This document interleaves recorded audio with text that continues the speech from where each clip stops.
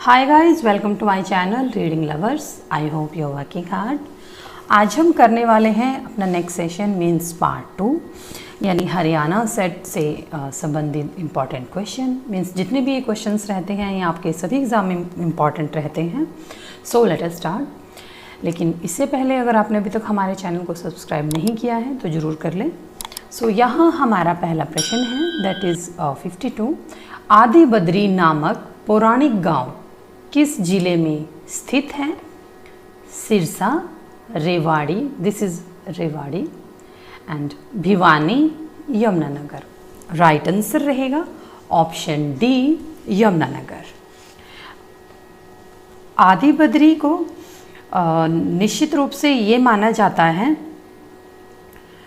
ऐसा माना जाता है कि भगवान विष्णु कलयुग में बद्रीनाथ जाने से पहले सत्य, त्रेता और द्वापर युग के दौरान आदि बद्री में निवास करते थे। और जब भी मौसम की स्थिति के कारण बद्रीनाथ का मार्ग बंद हो जाता है तो भक्त आदि बद्री में भगवान विष्णु की पूजा करते हैं, इसलिए इसको पौराणिक स्थल माना जाता है। और इसके साथ इसमें ही इसका एक दूसरा नाम भी है, इसको बिद्रीनाथ भी कहा जाता है और इसलिए इस मंदिर को आदि बद्री भी कहा जाता है। यह 5 बद्री में से एक है, यानी विशाल बद्री, योग ध्यान बद्री, वृद्ध बद्री और भविष्य बद्री। नेक्स्ट है, जीवाणु को डैश द्वारा मापा जाता है? हीमोसाइटोमीटर,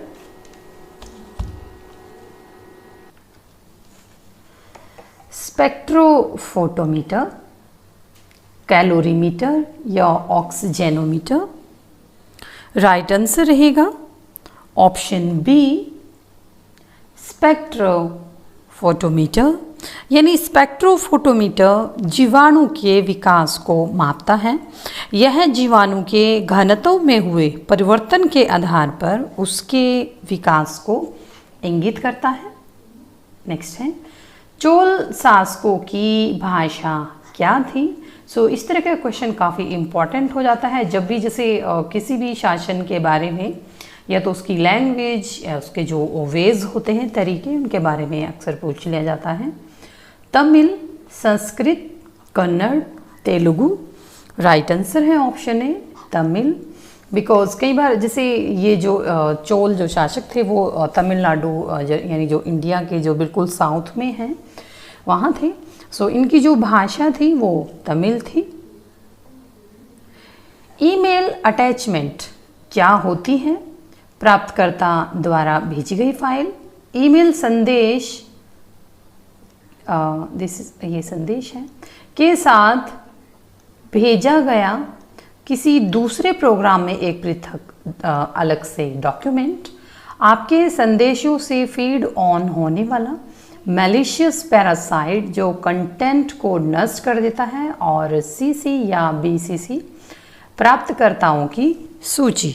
राइट आंसर रहेगा ऑप्शन बी, यानी ईमेल अटैचमेंट क्या होता है? ईमेल संदेश के साथ भेजा गया किसी दूसरे प्रोग्राम से एक अलग डॉक्यूमेंट, क्योंकि इसके नाम से ही पता चल रहा है because this is attachment. So next है, एक व्यक्ति किसी वस्तु को 20% लाभ पर बेचता है और वह इसे 20% कम में खरीदता है और 5 रुपये कम में बेचता है तो उसे 25% लाभ होता है, तो वस्तु का क्रय मूल्य क्या है? तो अब इस तरह के क्वेश्चन में क्या होता है कि जैसे हमें सीपी निकालना है, यानी जो कॉस्ट प्राइस रहती है, तो हम मान लेते हैं कि हमारा जो कॉस्ट प्राइस है वो 100, क्योंकि इसमें एक्स या ये जो सीपी एसपी के जो क्वेश्चंस होते हैं 100 से जल्दी निकल जाते हैं। तो हम इसमें क्या कहा गया है कि 20% लाभ पर बेचता है, तो इसका मतलब क्या हुआ कि क्योंकि लाभ हानि जो है वो हम हमेशा क्रय मूल्य पर देखी जाती है, तो फर्स्ट लाइन में जो दिया गया है 20% लाभ, यानी 20 जो इसका एसपी रहेगा वो रहेगा 100 मल्टीप्लाई बाय 1/20 अपॉन 100। सो ये हो जाएगा 120 एसपी। फिर वस्तु का नया जो क्रय मूल्य रहेगा, क्योंकि यहाँ पर उसने ये भी कहा है कि 20% कम में खरीदता है, तो अगर 20% कम में तो मीन्स 100 में से 20 गया तो 80 रह जाएगा। तो जो न्यू CP रहेगा वो रहेगा 100 मल्टीप्लाई बाय 80 अपॉन 100। सो ये 80 होगा। सो अब नया क्योंकि हमें CP मिल गया है तो नया जो SP रहेगा वो निकाल लेते हैं, क्योंकि यहाँ पर ये भी कहा गया है कि 5 रुपये कम में बेचता है तो 25% लाभ होता है। तो नया जो विक्रय मूल्य रहेगा दैट इज़ 80 मल्टीप्लाई बाय 125, क्योंकि 25% लाभ है, अपॉन 100। सो इसको कट कर लीजिए, ठीक है, इसे कैंसिल और ये हो जाएगा दिस इज़ 100 सॉल्व करके इसको।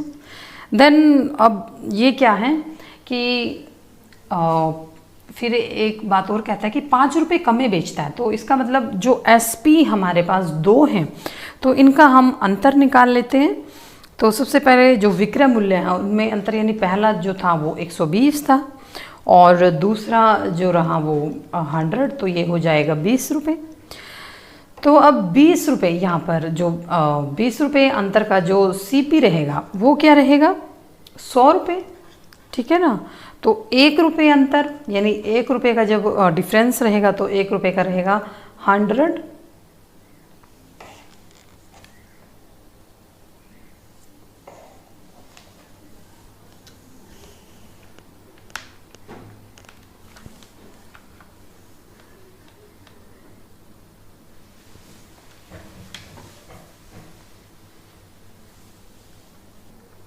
सो 1 रुपये के अंतर पे क्या हो जाएगा 100/20।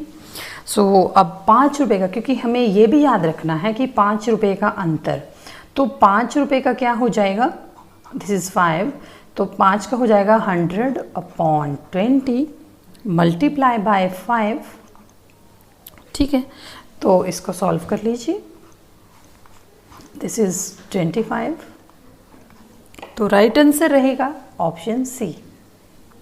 नेक्स्ट है haemoglobin, this is leg haemoglobin में कौन सा तत्व पाया जाता है, iron, magnesium, cobalt, nitrogen. Right answer रहेगा option A iron. Leg haemoglobin में आयरन तत्व पाया जाता है। नेक्स्ट है निम्न में से बेमेल शब्द चुने, यानी इनमें से जो ऑड वन आउट है वो निकालना है। सो इसमें देख लीजिए कि ये कैसे है, ए मतलब आप देख लीजिए AZ BY ये सेम सीरीज में जा रहे हैं, CX और DY, तो इनमें मीन्स जो सीरीज़ हैं वो LMTUP के वो बिल्कुल इन तीनों की सेम है और जो D है वो बिल्कुल अलग है। सो राइट आंसर रहेगा ऑप्शन D। नेक्स्ट है निम्न में से कौन सा एक्सेल में बिल्ट इन फंक्शन नहीं है, equal to cos, equal to min, equal to max और equal to average. Right answer रहेगा option A equal to cos.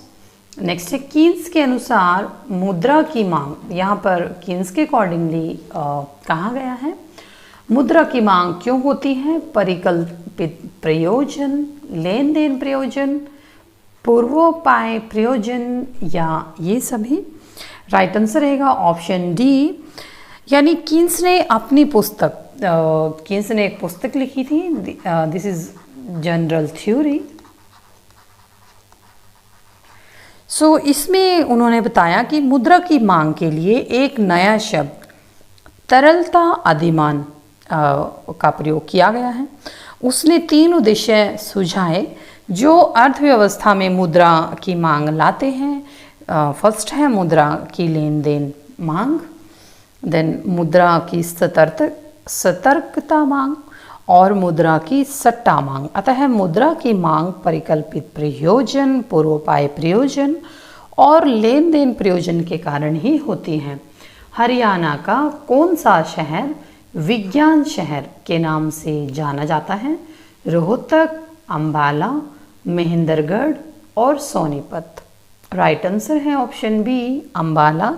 Ambala को विज्ञान शहर कहा जाता है क्योंकि भारत के वैज्ञानिक उपकरणों का कुल 35% यानी 35% अंबाला में उत्पादन होता है। अंबाला मिक्सी उद्योग और धातु कास्टिंग के लिए फेमस है।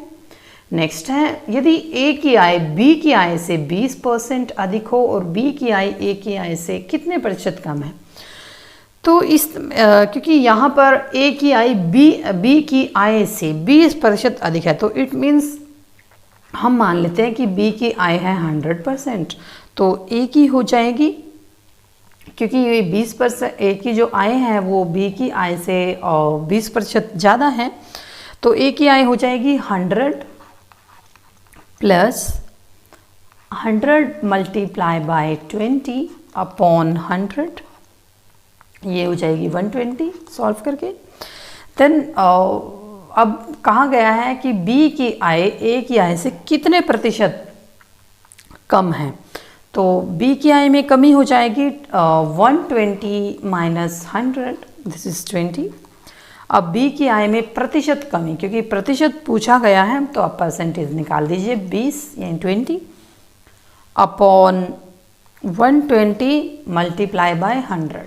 सो ये आ जाएगा, दिस इज़ 50, इसको सॉल्व करके आ जाएगा 50 अपॉन 3, यानी इसको सॉल्व करके आ जाएगा 16/2/3, एंड राइट आंसर रहेगा ऑप्शन सी।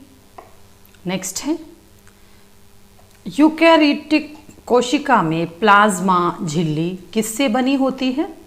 Phospholipid, lipoprotein, phospholipoprotein, phosphoprotein. Right answer रहेगा ऑप्शन ए फास्फोलिपिड। यूकैरियोटिक कोशिका में प्लाज्मा झिल्ली फास्फोलिपिड की 2 परतों की बनी होती है। यह कोशिका को बाहरी वातावरण से अलग करती है। यह कोशिका से बाहर जाने वाले तत्वों और भीतर आने वाले तत्वों का भी नियंत्रण करती है। दिए गए रेखा चित्र में त्रिभुज लड़कियों को प्रकट करता है और वर्ग खिलाड़ियों को, वृत्त उनके प्रशिक्षकों को। तब उन लड़कियों के बारे में चिन्हित कीजिए जो खिलाड़ी तो हैं पर प्रशिक्षक नहीं हैं। सबसे पहले यहाँ पर कहा गया है कि जो त्रिभुज हैं, ठीक है, तो उसमें वो लड़कियाँ हैं, लेकिन हमें क्या देखना है कि जो लड़कियाँ हैं वो खिलाड़ी तो है, मीन्स प्लेयर तो हैं, लेकिन प्रशिक्षक नहीं हैं। सो यहाँ पर देख लीजिए ये ट्रायंगल है। सो ट्रायंगल के अंदर यानी हमें प्रशिक्षक वाला पोर्शन नहीं देखना है, यानी प्रशिक्षक ये जो सर्कल है ये वाला पोर्शन, यानी ये लड़की हैं केवल ये गर्ल्स हैं बी वाला, और बी जो है वो खिलाड़ी हैं और गर्ल है लेकिन प्रशिक्षक नहीं है। So let us check our option. So right answer रहेगा ऑप्शन बी।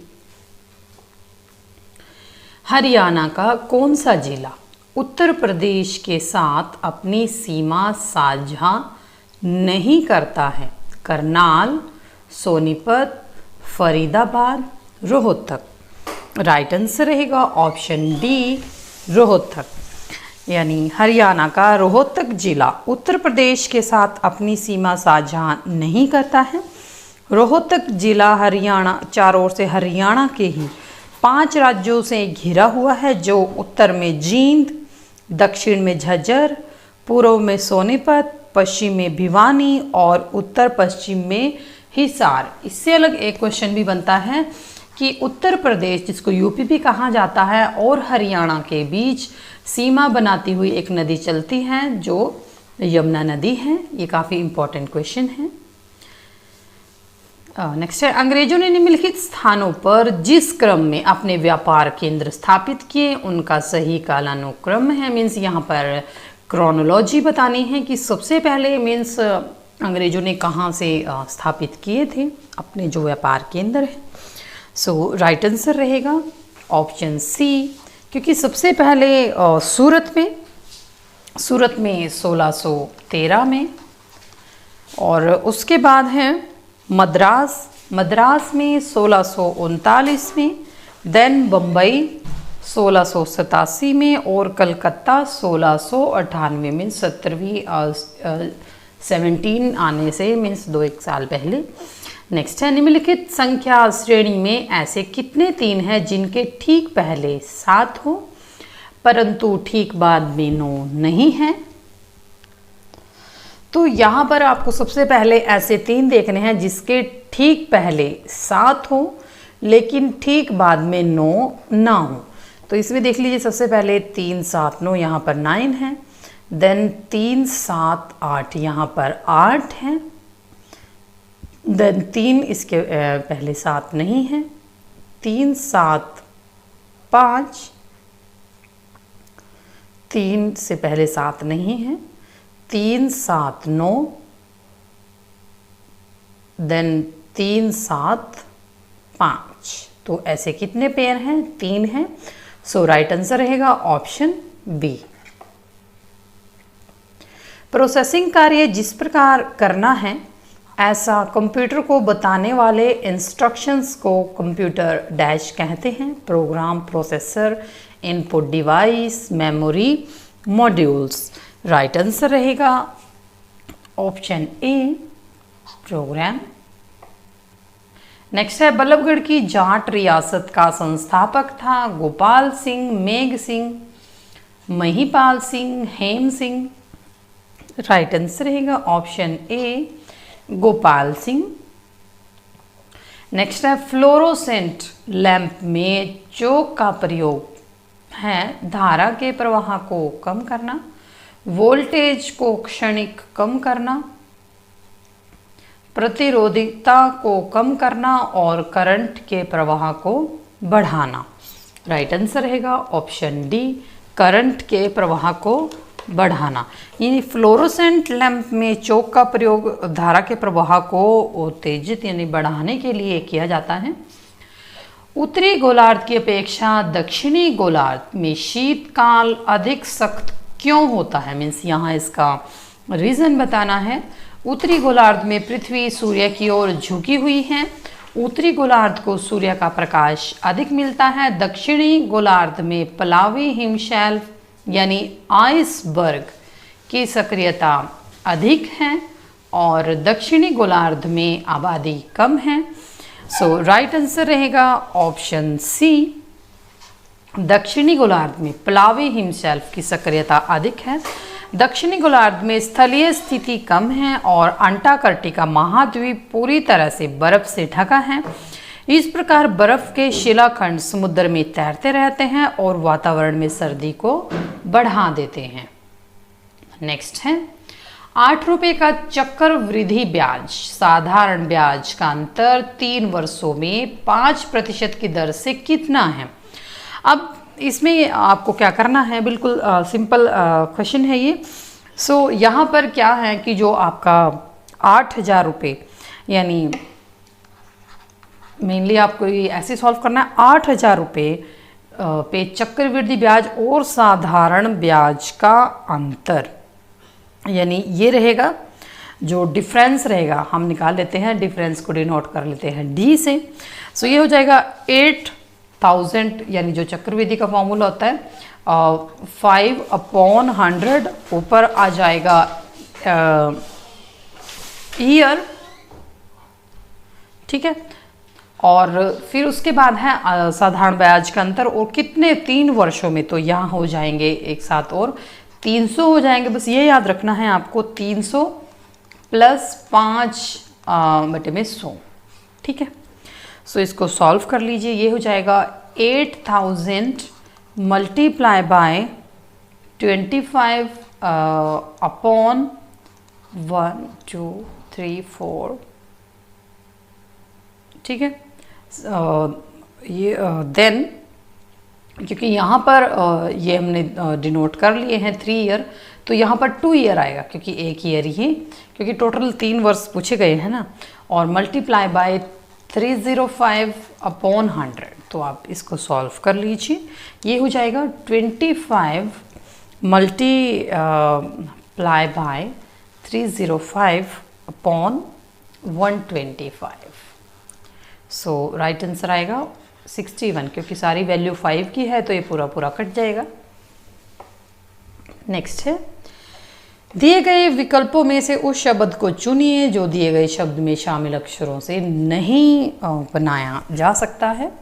स्केंट, SCNT बिल्कुल एकदम से बनाया जा सकता है। जॉइंट भी बनाया जा सकता है, जॉइंट भी, फैक्ट भी बनाया जा सकता है, FACT। सो ये राइट आंसर रहेगा ऑप्शन बी, क्योंकि यहाँ पर सबसे पहले F है, A है, S, C, यहाँ पर O नहीं है। सो इस तरह से आप क्विकली कर सकते हैं। नेक्स्ट है, नाइट्रोजन स्थिरीकरण में लेग हीमोग्लोबिन का क्या कार्य है? ऑक्सीजन का अवशोषण, जीवाणुओं का अवशोषण, जड़ों को लाल रखना या प्रकाश का अवशोषण। राइट आंसर रहेगा ऑप्शन ए, ऑक्सीजन का अवशोषण, यानी रूट जो नोड्यूल में ऑक्सीजन की उपस्थिति ऑक्सीजन संवेदनशील नोटियंस की गतिविधि को कम कर देती है, इसलिए लेग हीमोग्लोबिन ऑक्सीजन के अवशोषण का कार्य करता है। दिए गए विकल्पों में से उस शब्द को चुनिए जो दिए गए शब्द में शामिल अक्षरों से बन सकता हो। तो यहाँ पर आपको शब्द चुनना है जो बन सकता है, यानी ट्राइब्स, यहाँ पर ट्राइब्स नहीं है, टी नहीं है। स्केयर, SCA यहाँ पर नहीं है, ये भी नहीं बन सकता है। A इसमें भी है तो ये भी नहीं बन सकता है। CRUM, CRUM और B और S। सो राइट आंसर रहेगा ऑप्शन डी। इनमें से कौन परीक्षण के काम नहीं आता है? हाइड्रोक्लोरिक अम्ल, एसिडिक अम्ल, sodium benzoates, potassium meta bisulphite. Right answer रहेगा ऑप्शन ए, हाइड्रोक्लोरिक अम्ल। नेक्स्ट है, हरियाणा का पहला पेपरलेस विभाग कौन सा है? ये इंपॉर्टेंट क्वेश्चन हो जाता है क्योंकि ये फर्स्ट है। जो फर्स्ट एवर होता है वो ऑलवेज इंपॉर्टेंट रहता है। राष्ट्रीय अनुसंधान संस्थान, हरियाणा औद्योगिक परीक्षण संस्थान, हरियाणा अनुसंधान संस्थान या उपरोक्त में से कोई नहीं। राइट आंसर रहेगा ऑप्शन बी, यानी हरियाणा का पहला पेपरलेस विभाग ITI है, जो इस विभाग के सभी कार्य ऑनलाइन होते हैं। इसका मुख्य उद्देश्य पैसे की बचत करना और कामकाज में पारदर्शिता लाना है। ई ऑफिस प्रणाली के अंतर्गत फाइलों का निपटान ऑनलाइन किया जाता है। नेक्स्ट है, यमुनानगर किस मार्केट के लिए फेमस है? जूता मार्केट, टिम्बर मार्केट, कपड़ा मार्केट या उपरोक्त में से कोई नहीं। राइट आंसर रहेगा option B, timber market. Yamunanagar timber market के लिए जाना जाता है। कपड़ा मार्केट के लिए रोहतक प्रसिद्ध है। एशिया की सबसे बड़ी थोक की मार्केट शौरी मार्केट रोहतक में स्थित है। एक 400 की आबादी वाले शहर में 3000 व्यक्ति अंडा खाने वाले, 2000 व्यक्ति मांस खाने वाले और 1500 लोग मांस और अंडा दोनों खाने वाले हैं। इनमें से विशुद्ध शाकाहारी हैं, यानी कितने लोग हैं? सो इसमें रहेगा, सबसे पहले तो आपको देखना है कि जो अंडा खाने वाले हैं वो तो है 8000 और जो मांस खाने वाले हैं वो हैं 2000 और जो दोनों खाते हैं यानी मांस और अंडा तो वो हैं 1500। तो इनमें से कितने लोग विशुद्ध जो शाकाहारी हैं वो निकालने हैं, यानी हमें क्या करना है, जो शुद्ध शाकाहारी हैं उनकी यानी 4000 है, तो हमें क्या करना है 4000 टोटल आबादी में से ये 3000, ठीक है, और 3000 व्यक्ति भी है ना, this is 3 not 8, 3000 plus 2000 minus, क्योंकि ये दोनों हैं 1500, इस तरह इसको स्टेटमेंट बनाना है। देन 4000 में से आपको माइनस करने हैं 3500। सो विशुद्ध शाकाहारी जो होंगे वो 500 लोग होंगे। सो राइट आंसर रहेगा ऑप्शन ए। नेक्स्ट है, एफ्लाविश किसे बनते हैं? जीवाणु, कवक, विषाणु, शैवाल। राइट आंसर रहेगा ऑप्शन बी, कवक, यानी एफ्लाविश जिसे एफ्लेक्सटॉक्सिन भी कहा जाता है, ये कवक से उत्पन्न होता है। नेक्स्ट है, पटौदी रियासत में प्रजामंडल आंदोलन का नेतृत्व किसने किया था? नवाब पटौदी, बलदेव सिंह, बाबू दयाल शर्मा, लाला काकाराम। राइट आंसर रहेगा ऑप्शन सी, बाबू दयाल शर्मा। इनका जन्म मालपुरा तहसील रेवाड़ी में हुआ था। इन्होंने पटौदी रियासत में प्रजामंडल आंदोलन का नेतृत्व किया। ये वर्ष 1952 में कांग्रेस के टिकट पर पटौदी क्षेत्र से पंजाब विधानसभा के सदस्य चुने गए थे, क्योंकि उस समय पंजाब हरियाणा सारा इकट्ठा ही था, और क्योंकि हरियाणा 1966 में बना था, सो ये जो रियासतें थी वो पंजाब में ही शामिल थी। नेक्स्ट है, इंद्रधनुष तब बनता है जब सूर्य का प्रकाश वायुमंडल में वर्षा बूंदों पर गिरने से अपवर्तन होने पर विकीर्ण हो जाता है। वायुमंडल में निलंबी वर्षा बूंदों पर गिरने से परावर्तन होने पर विकीर्ण हो जाता है। वायुमंडल में वर्षा बूंदों पर गिरने से अपवर्तन और आंतरिक परिवर्तन होने पर विकीर्ण हो जाता है, ये इनमें से कोई नहीं। राइट आंसर रहेगा ऑप्शन सी, वायुमंडल में तब बनता है इंद्रधनुष जब सूर्य का प्रकाश वायुमंडल में वर्षा की बूंदों पर गिरने से अपवर्तन और आंतरिक परावर्तन होने पर विकीर्ण हो जाता है। जनता पार्टी के शासनकाल के दौरान भारत के राष्ट्रपति थे फखरुद्दीन अली अहमद, नीलम Sanjiva Reddy, Gyani Zail Singh, R Venkataraman. Right answer रहेगा ऑप्शन बी, नीलम संजीव रेड्डी। यानी जनता पार्टी के शासनकाल जो रहेगा ये 1977 से लेकर 89 तक, दिस इज़ 79। देन उस समय जो राष्ट्रपति थे वो नीलम संजीव रेड्डी थे, और जो 1977 में 1982 तक इस पद पर रहे थे। नेक्स्ट दिए गए विकल्पों में से आपको लुप्त जो मिस आंसर हैं आपको वो ज्ञात करना है, यानी ए बी सी, या देख लीजिए ए बी सी और डी, यानी 3-3 का अंतर रहेगा। D E F G, then 3-3 का अंतर रहेगा।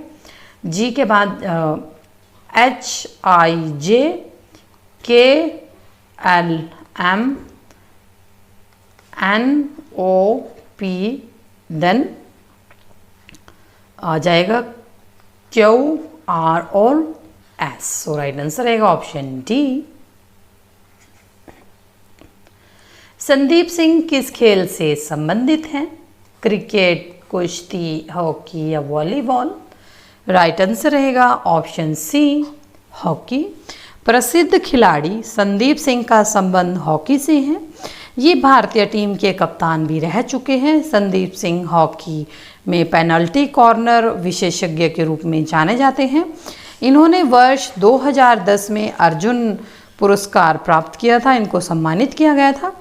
संदीप सिंह हरियाणा के कुरुक्षेत्र जिले के शाहबाद शहर से रहने वाले हैं। फिल्म निर्माता शाह अली ने संदीप सिंह के जीवन पर सूरमा नामक एक फिल्म भी बनाई।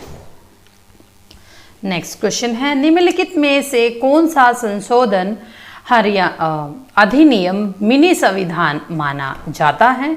यानी 7वां संशोधन 1956, 24वां 1971, 42वां 1976 या 44वां 1978?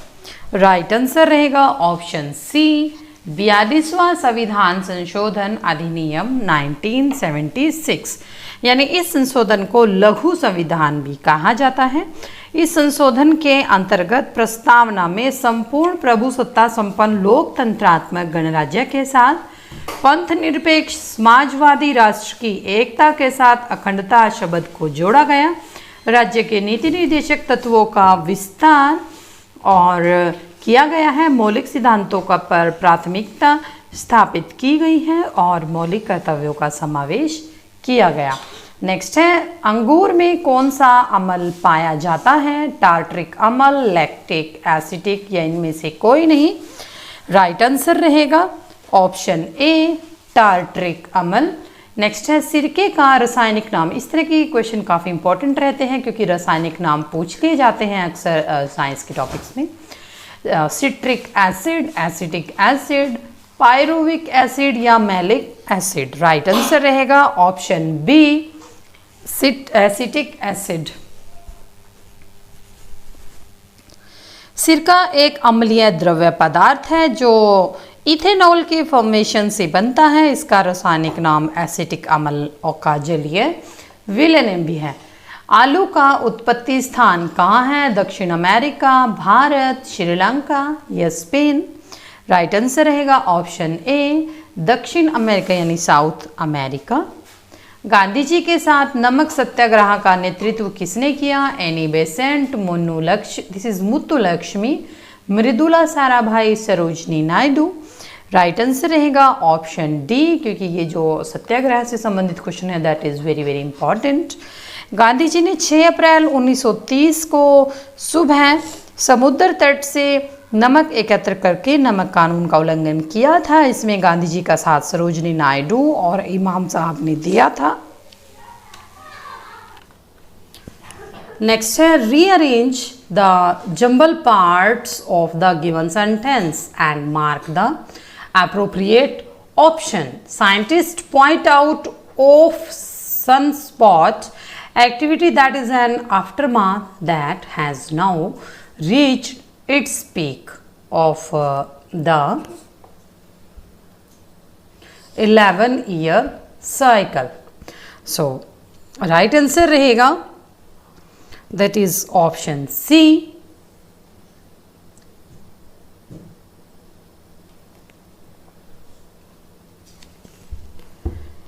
क्योंकि यहाँ पर ये हमें रीअरेंज करना है। सो सबसे पहले जो पार्ट आएगा QRPS यानी ये रहेगा QRP और S यानी activity that is an aftermath that has now reached its peak of the scientist point of the sunspot 11-year cycle. Next है fill in the blank with most appropriate word. I saw her when she was standing dash the side of old statue by at in या beyond. So right answer रहेगा option A by. Next है find out which part of a given sentence has an error. Means कौन सा sentence गलत है. An electrical circuit is the complete path traversed by electric current. That is no error. So right answer रहेगा option C. Here is the C. Means electric converts will be preceded by the article and is to make the sentence correct and meaningful. Next choose the word similar in meaning. यानी to underline the word command, lead, manage, instruct या supervise. Right answer रहेगा option सी instruction. Command होता है instructions देना. Next है choose the one which can be substituted for the given sentence. जैसे हिंदी में होते हैं वाक्यांश के लिए एक शब्द. Not likely to be easily pleased, जिसको आसानी से खुश न किया जा सके. That is fastidious, tedious, infallible, fatalist या कम्युनिस्ट. सो राइट आंसर रहेगा option A that is fastidious tedious. Means जो आसानी से किसी से खुश ना होता हो. नेक्स्ट है इन हिंदी पोर्शन सागर, पयोधी, उदधि किस शब्द के पर्यायवाची हैं? समुद्र, पानी, तालाब या झरना. क्योंकि सागर से ही एकदम इसमें जैसे आंसर हमें गेन हो जाता है कि this is the option A. So right answer रहेगा ऑप्शन ए यानी सागर को ही समुद्र, पयोधी, उदधि समुद्र के पर्यायवाची हैं. इसके अन्य पर्यायवाची शब्द सिंधु, नदीश, अम्बुधि, नीरनिधि, रत्नाकर, पयोनिधि, हैं। सो जो विकल्प हैं जैसे पानी, इसको जल, नीर, अम्बु, सलिल, उदय, वारी, तोय, और तालाब को सरोवर, पुष्कर, जलाशय, तड़ाग कहा जाता है। झरने को झरना, स्रोत, उत्स, निर्झर, प्रपात या प्रस्वर्ण कहा जाता है। नेक्स्ट है पुल्लिंग शब्द किसका पर्यायवाची है? वस्त्र, तट, कान या नाव। राइट आंसर रहेगा ऑप्शन बी, तट। यानी पुल्लिंग शब्द तट का पर्यायवाची है। इसके अन्य पर्यायवाची तीर, कूल और किनारा हैं। जिसकी लाठी उसकी भैंस क्या है? ये लोकोक्ति है या कहावत है, जिसको सेइंग्स कहा जाता है। कहावत, मुहावरा या कथन। सो राइट आंसर रहेगा ऑप्शन ए, ये लोकोक्ति है। यानी जिसकी लाठी उसकी भैंस का मीन्स है, यानी जो शक्तिशाली होता है विजय उसी की होती है। यानी जो शक्तिशाली होता है, यानी वाक्य प्रयोग अंकित यानी अलग बुद्धि भी है, यानी जो जिसकी यानी अलग बुद्धि है किंतु पिता की सिफारिश पर उसे एक अच्छी नौकरी मिल गई, इसे ही कहते हैं जिसकी लाठी उसकी भैंस। नेक्स्ट है महा प्लस ईश, महेश कौन सी संधि है? यण, वृद्धि, दीर्घ या गुण संधि। राइट आंसर रहेगा ऑप्शन डी, गुण संधि। यानी महा जमा ईश यानी महेश, यहाँ पर आ यानी महा को बड़ी ई, क्योंकि बड़ी ई यहाँ पर गिवन है, को ओ हो जाता है और ऊ और बड़ा ऊ बन जाता है। सो इसी प्रकार ये गुण संधि है। Next and our last question is, जो व्याकरण जानता हो उसके लिए एक शब्द होगा व्याकरण, व्याकरण शास्त्रज्ञ, व्याकरणाचार्य, व्याकरण पंडित। राइट आंसर रहेगा ऑप्शन ए, व्याकरण। यानी जो व्याकरण जानता हो उसके लिए एक शब्द व्याकरण होता है। सो ये थी हमारी आज की क्लास। आपको हमारी क्लास कैसी लगी है हमें कमेंट सेक्शन में ज़रूर बताइएगा, और हमारे साथ अंत तक बने रहने के लिए धन्यवाद। Thank you so much.